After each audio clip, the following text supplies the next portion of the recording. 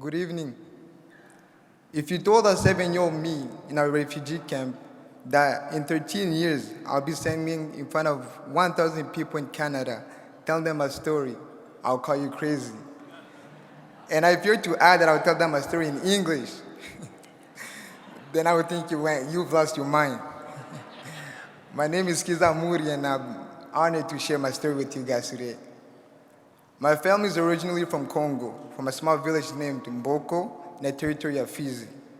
When the war broke out in 1996, I was still not born yet. My parents fled to a neighboring country named Tanzania.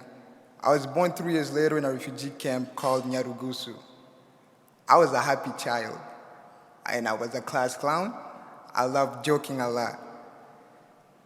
What I wanted to do, my dream was to become a soccer player. I played soccer every day. My friends and I played soccer in the morning, at lunch, and in the evening. Sometimes I would spend the whole day playing soccer, and my mama had to pull me up by the ears and bring me home to come and eat. A soccer ball always seemed to bring the village together, and that's where I found my love in the camp. That's where I found my happiness.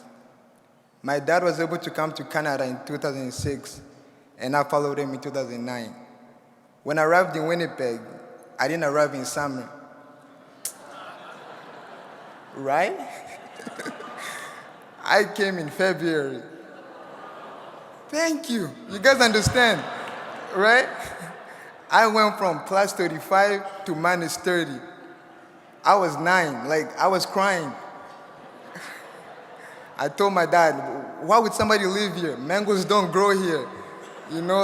Why? Why do you have to live in a place where I have to wear shorts, long johns, pants, and then ski pants just to go outside? I didn't understand that, but here I am.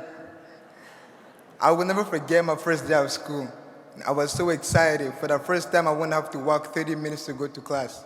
A bus was gonna come and pick me up in front of my house. I felt like a boss. I was so happy. When it was lunchtime, we were all playing outside in the snow. And just to remind you guys, I came from Africa a week ago. And I didn't wear any gloves, so my hands were red and were playing. When lunchtime was over, I ran to the bathroom and I turned on hot water. I don't recommend doing that. The pain that I received, it made me the man that I am today.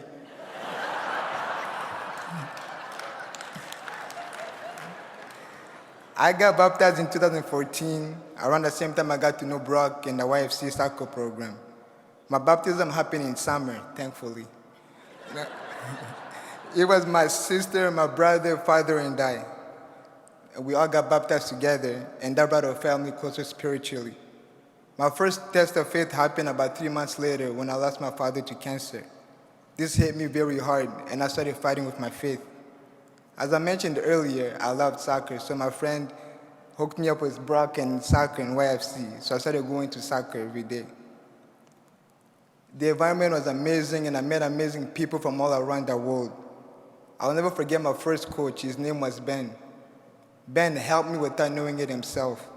We usually have team time, which is the God talk before we go play soccer or after. And one day he said something that stood out to me. He said, give your 100% to God, and give your 100% and leave the rest to God. What he said there struck me and spoke to my spirit, and until this day, I use that word. Now I'm a YFC soccer volunteer, and I try to teach all my players that.